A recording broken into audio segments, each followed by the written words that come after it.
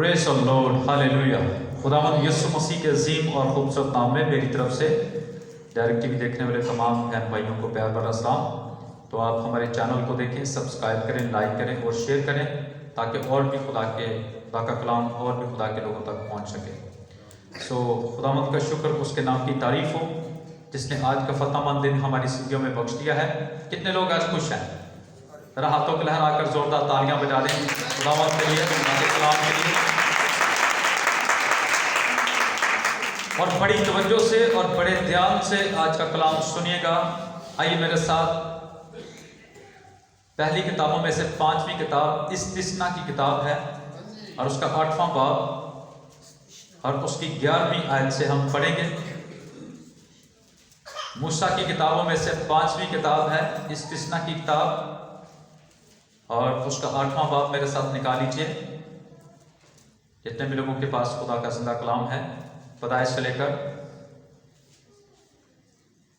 पैदाइश, खरूज, अहबार, गिनती, इस्तिस्ना, तो ये 8वां बाब है। सबने निकाल लिया?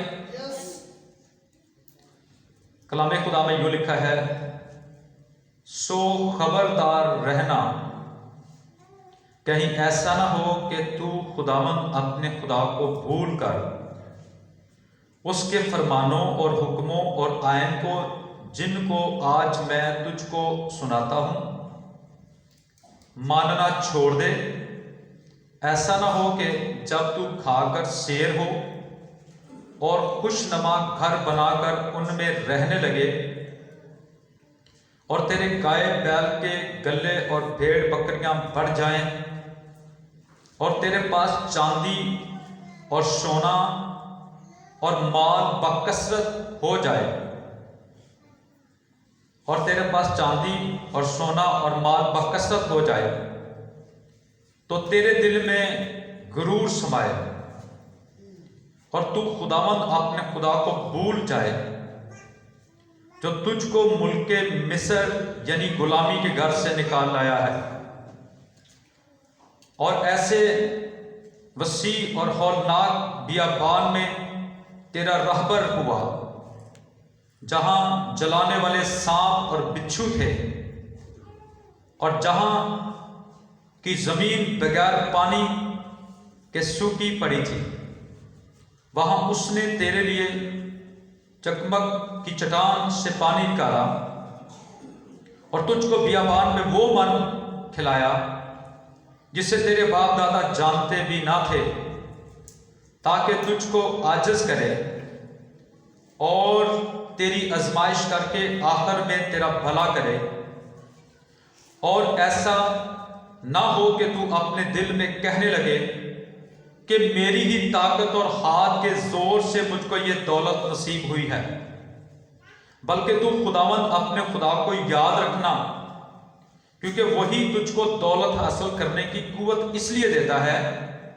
कि अपने उस अहद को जिसकी कसम उसने तेरे बाप दादा से खाई थी कायम रखे, जैसा आज के दिन जाहिर है।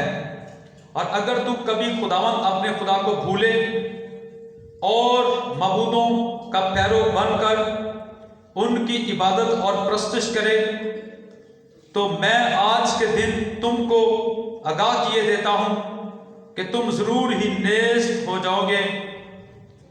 जिन कौमों को खुदावंद तुम्हारे सामने हलाक करने को है, उन्हीं की तरह तुम भी खुदावंद अपने खुदा की बात ना मानने के सबब से हलाक हो जाओगे।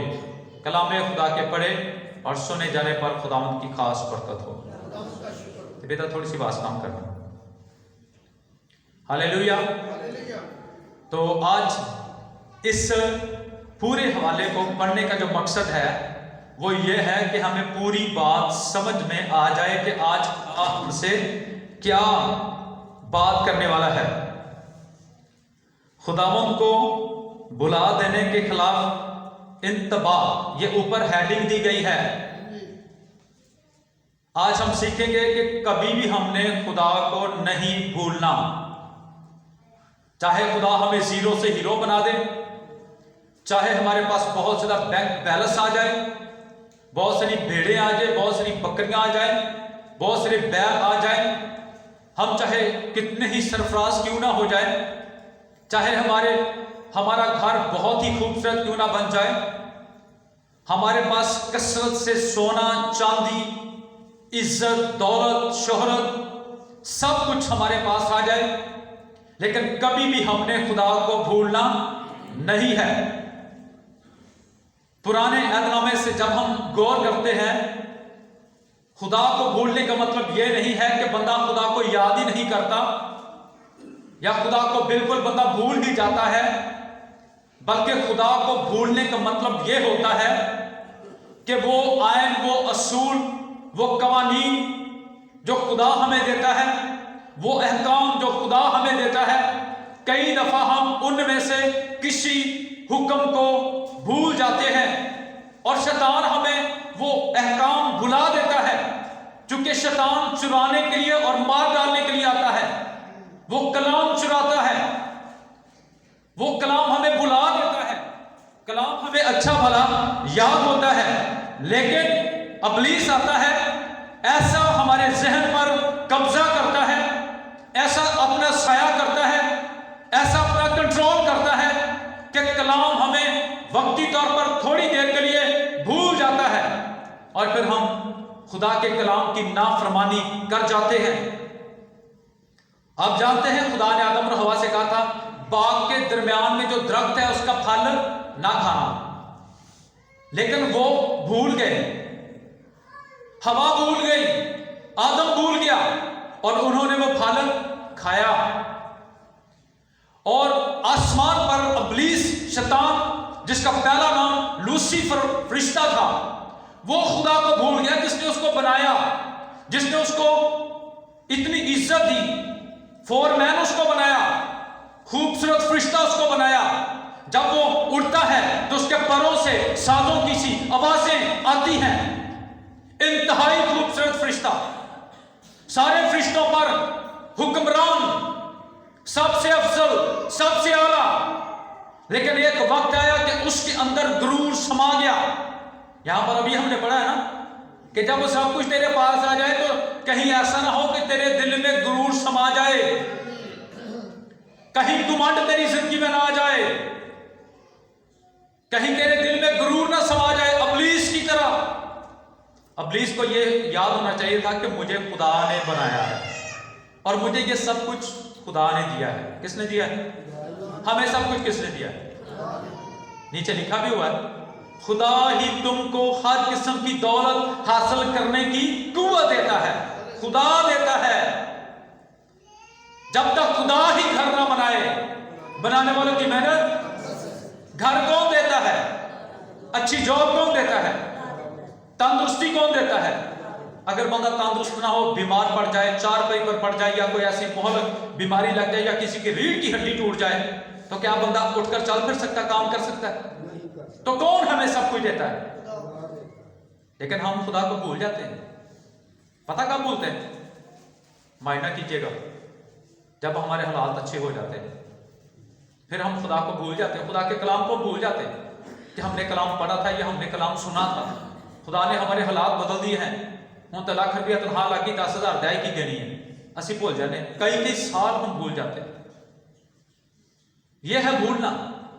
آدم بھول گیا، حوا بھول گئی، ابلیس بھول گیا، لوسیفر فرشتہ بھول گیا، اور پھر اس کا رزلٹ کیا ہوا؟ خدا نے آسمان سے نیچے زمین پر اس کو پھینک دیا، کیونکہ اس نے کہا تھا کہ میں اپنا تخت خدا کے تخت سے بھی اونچا بناؤں گا۔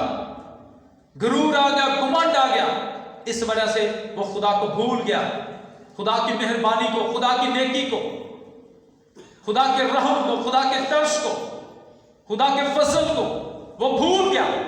اس لیے خدا نے بھی اسے آسمان سے نیچے زمین پر پھینک دیا۔ اور یہ کلام میں لکھا ہوا ہے جی، کلام میں لکھا ہے اب اے خدا کو بھولنے والوں ذرا غور کرو، میں متواتر گناہ کرنے والوں کی بالدار کھوپڑی کو چیر ڈالوں گا اور کوئی بچانے اور چھڑانے والا نہیں ہوگا۔ یہ خدا کہتا ہے، بھولنے والوں کو کہتا ہے۔ اور آپ جانتے ہیں اگر ہم رومیوں کا خط اس کا 12واں باب اس کی پہلی آیت سے پڑھیں تو خدا کا بندہ پالوس رسول کیا کہتا ہے؟ وہ کہتا ہے بس اے بھائیوں میں خدا کی رحمتیں یاد دلا کر